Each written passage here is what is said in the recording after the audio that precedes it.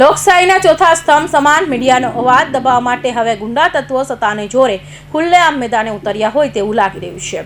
તાપી જિલ્લાના ડોલવણના જંગલની જમીનના ગેરકાયદેસર કબજાના સમાચાર પ્રકાશિત કરવા બદલ જે દેશી ન્યૂઝના પત્રકાર અને તંત્રી પર થયેલા હુમલાએ માત્ર એક વ્યક્તિ પર નહીં પણ સમગ્ર પત્રકાર જગત અને અભિવ્યક્તિની આઝાદી પર થયેલો હુમલો છે. મળતી માહિતી મુજબ જંગલની જમીન પર ચાલી રહેલા કાળા કારોબાર અને ગેરકાયદેસર કબજાને પત્રકાર વિરલ મહેશભાઈ ચૌધરીએ મીડિયાના માધ્યમથી ઉજાગર કર્યો હતો. આ સત્ય બહાર આવતા જ સત્તાના નશાના અંધ બનેલા તત્વો ફફડી ઉઠ્યા હતા. આજે વહેલી સવારે પત્રકારના ઘરે 40 થી 50 અસામાજિક તત્વોના ટોળાએ હુમલો કર્યો હતો. તંત્રની આ ઘરે ઉનાઈમાં હલ્લો કર્યો હતો. ત્યારબાદ પત્રકારના ઘરે જઈને હાજર ન હોવાથી આ ટોળું રોષે ભરાયું હતું અને ત્યારબાદ પત્રકારને ડોલવાણ માર્કેટ પાસે બોલાવી રાકેશ ફતેહસિંહ ચૌધરી અને તેના સાગરીતોને વિરલ ચૌધરી પર હિંસક હુમલો કરી ઝપાઝપી કરી હતી. જાહેરમાં પત્રકાર પર હાથ ઉપાડવાની હિંમત કરનારા શખ્સોને કોનું પીઠ બળશે? શું તાપીમાં કાયદો અને વ્યવસ્થાનું અસ્તિત્વ પૂરું થઈ ગયું છે? એક પત્રકાર જ્યારે જનતાનો અવાજ બનીને ભ્રષ્ટાચાર સામે લડે છે ત્યારે તેને સુરક્ષા આપવાના બદલે સત્તાના જોરે તેને કચરી નાખવાનો પ્રયાસ કરવામાં આવે છે. આ ઘટનાએ પત્રકારોની સુરક્ષા પર મોટા સવાલો ઉભા કર્યા છે. જે છે તે હવે જે છે તે પેલા એમના હાથમાં જ છે, અમારા હાથમાં કઈ નથી. શૈલેષભાઈ નું જે ડિસિઝન શૈલેષભાઈ જાણે, આપણા હાથમાં કઈ નથી. હા, આપણામાં તો કઈ જ નથી. પછી આપણે શું કરવાનું મને કેવું તમે? બરાબર હે બરાબર. હવે કાલે તમને મેં મારે વિજયભાઈ જોડે બી વાત થઈ. વિજયભાઈ કાલે ફોન આવેલો. જયદીપભાઈ આપો. હા, જયદીપભાઈ આપો.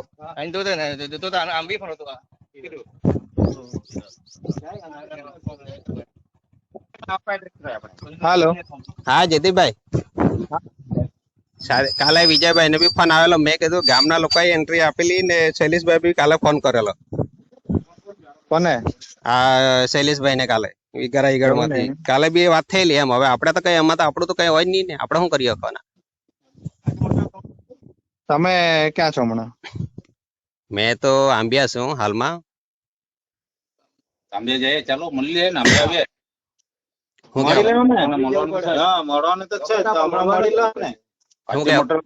તમે આપે ત્યારે મેં આપું એમ કે એને તો તમારું જ નામ આપ્યું, અમને તો અમારા રિપોર્ટર આપે એટલે અમે આપીએ એમ કે. અમારા હાથમાં કઈ નથી. જે છે તે હવે ત્યાંથી એ લોકો આપ્યું તો આપડે તો શું કરીએ? એવું નહીં તમારું નામ આપે એમ. શૈલેષભાઈ ને મળ્યા, શૈલેષભાઈ કે અમને અમારા રિપોર્ટર આપે, અમે તો આપીએ એમ કે. એટલે આમાં થયેલું હોય છે કે હવે શૈલેષભાઈ પાસે ફૂટેજ આવ્યા કે નહીં? કોની પાસે? તમે આપ્યા એમ કે? એમ ફૂટેજ તમે આપ્યા એમ કે? તો રિપોર્ટિંગ શૈલેષભાઈ ફૂટેજ આપ્યા તો મને કીધું કે આનું આ છે, જયારે તપાસ કરી લીધી એમ. હવે આપડે તો શું કરીએ? એવું નહીં, પણ તમે વિસ્તારના છો, તમને નથી ખબર કે શું પરિસ્થિતિ ચાલતી છે? આપડે જાણીએ, પણ આપણા હાથમાં કઈ નથી. વિરલભાઈ કઈ આપો ને તો જવાબદારી લેવાની હોય યાર. પછી તમે આવી છટકી જાવ ને, એ તો નહીં ચાલે ને. એવું કરે? આપણા હાથમાં તો કઈ છે નથી ને. માલિક એ છે, પછી આપણે શું કરવાના એમ કેતો છું. મેં તો પણ જો બધા ડોલવણ તાલુકાના બધા જ આગેવાનો ભેગા થયેલા હતા, બરાબર. અત્યારે બધા જ દાવેદારો પર અસર છે. એ વાત બરોબર, પણ આપણા હાથમાં તો કઈ છે નહીં હોય તો પછી આપડે લોકો શું કરવાના એમ? જે છે એના પર છે ને, આપડે તો કઈ નહીં ને. એ વસ્તુ તો છે એમ. તમે તપાસ કરી તો કોને પૂછ્યું? પણ આ બધા મળવા માંગે છે, મળીને વાત કરવા કહેતા છે બધા. પણ આપણા હાથમાં તો કઈ હોય નહીં, પછી આપડે શું કરવાના એમ? અમે આંબે આવે એમ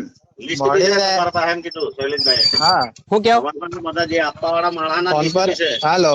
હા, મળવામાં વાંધો નથી વિરલભાઈ. મળામાં કઈ વાંધો નથી. હવે મેં કીધું બપોરના ટાઈમે તો મળે, કેમ કે મેન સાહેબ તો પેલા અભયભાઈ છે, એને રૂબરૂ બોલાવવું પડે ને, એવું કરવું હોય. પણ એને અહીંયા કોણ લઈને ફરે છે? આ માહિતી કોણે આપી? એ તો શૈલેષભાઈ પર ફોન આવેલા, કાલે બી ફોન આવેલા, અને વિજયભાઈ જોડે બી વાત થયેલી કે કોઈ ગામ માંથી કઈ બાતમી આપેલી છે. એવું નહીં, તમે વાત કરેલી કે નહીં કરેલી? મેં તો પેલા વિજયભાઈ ને કાલે કીધું કે શૈલેષભાઈ ફોન ફરેલા કે નહીં ફરેલા? હાથે ફરેલા કે નહીં પતંગરી એમ મેં પૂછ્યું તમને. હા, એ તો હવે ગયેલા હતા ને અમે. તમને પૂછ્યું એમ કહે કે ત્યાં અમને વિરલ લઈને ફરે છે. અમે કઈ એ ત્યાંથી આપણને માહિતી આપે તો આપણે શું કરવાના એમ? માણસ ની લિસ્ટ પણ તમારા પર જ છે. ના, નથી. વિરલભાઈ, હા, એ વસ્તુ નથી. તમે છે ને ગોળ ગોળ નહીં ફેરવો વિરલભાઈ. તમે બી આપણા સમાજના જ છો, આદિવાસી સમાજના જ છો. અમે કઈ એવું નહીં કહેતા કે ભાઈ તમે નહીં છાપો, પણ તમે છાપો છો એનાથી આખા વિસ્તારમાં શું અસર થઈ? તમે એની નોંધ લીધી ક્યારે? અરે અમારા 3000 દાવેદાર છે, તો એનું બી આપો ને ક્યારેક કે એના દાવાઓ મંજૂર થાય, એના નીકળે કઈ એમ. જયદીપભાઈ જે છે ને તે બધું શૈલેષ પર જ છે, અમારા હાથમાં કઈ નથી ને અમે શૈલેષભાઈ તમારા પર જોડે છે એ લોકો એમ અરે કહે કે શૈલેષ- ભાઈ શૈલેષ- અમને તો વિરલ લોકો જે આપે તે અમે છાપીએ એમ કે. તે કઈ એ લોકો નહીં. બધું તો- હાલો હા શૈલેષભાઈ ની ઓફિસે કાલે બાલે તો રૂબરૂ મળીએ. ના મળવાના અમે તો હા વિરલભાઈ હા આવો ને તો મળી લે શું છે તમે. અરે અમારા હાથમાં કઈ નથી બચ્યું ભાઈ, મેં તમને કીધું તો ખરું. ના પણ આવો ને મળવું છે તો હવે અમે કાં ખોટું કર મારવા થોડા આવ્યા છે ભાઈ, અમારી જવાબદારી આમને. એવું નહીં, એ તો હવે શું છે, હવે નિયમ મારવાને તો મારી લે તો બી કઈ વાંધો નહીં, આપણે તો કઈ ભૂલ છે નથી એમાં, ને આપણે કઈ તંત્રી હા, નથી પણ માલિક એમાં. પેલો કહે કે તમારું નામ આપે તો હવે અરે- તમે આવો ને આ બધા મળવા આવ્યા છે તમે. મેં તો કીધું કે મેં કીધું મારા હાથમાં કઈ નથી, તંત્રી એ છે, પોતે શું કરવાના મને કેવું. તમારા લોકો કહેતા છે તે બી આદિવાસી જ છે. તમે કેમ છે તે એ કરે? તે બી આદિવાસી જ કહેતા છે, એટલું વાત યાદ રાખજો. તે બી આદિવાસી જ કહેતા. આદિવાસીનો મુદ્દો લઈને મારી પાસે નહીં આવવાનો. હા. તમારામાંથી કોઈ તમારી કરવાનો પાસે નથી.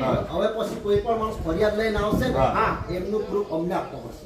તમને આપવાની એવું સરકારનો બંધાયેલો નહીં મળે, સુપ્રીમ કોર્ટમાં ને ના પાડે, સુપ્રીમ કોર્ટનો બંધાયેલો નહીં મળે. હું તમારો બંધાયેલો મેં તમને કીધું ને, તમારા કાલે રાયગઢથી ફોન આવ્યો, રેકોર્ડિંગ સંભળાયું ને, સંભળાવું ને, તે બોલતો તો કોઈ ઉજળિયાત નહીં હતો.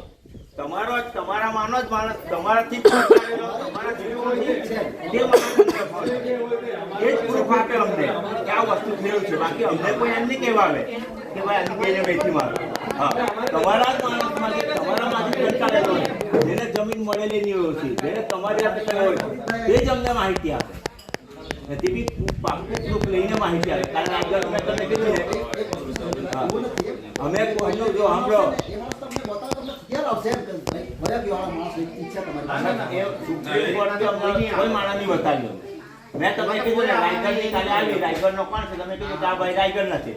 મેં કીધું કે રાયગઢનું છે, એને કીધું કે 17,000 પ્લાન્ટેશન થયેલું. તો કોઈ બી ફોન કરે હા. તો તમારે એમને ત્યાં પૂછવાની જરૂર ખરી કે પૂછવા નહીં? જાય, પૂછવા જાય. રિપોર્ટ તમને હવે આપી દઈએ. કોને પૂછ્યું? પણ અત્યાર સુધી તો અમને એવું લાગ્યું નહીં કે કોઈ પ્રમુખ મંત્રીને પૂછ્યું હોય. રિપોર્ટરને આપી દઈએ. આ કોને પૂછી લે કે સાહેબ આ શું છે.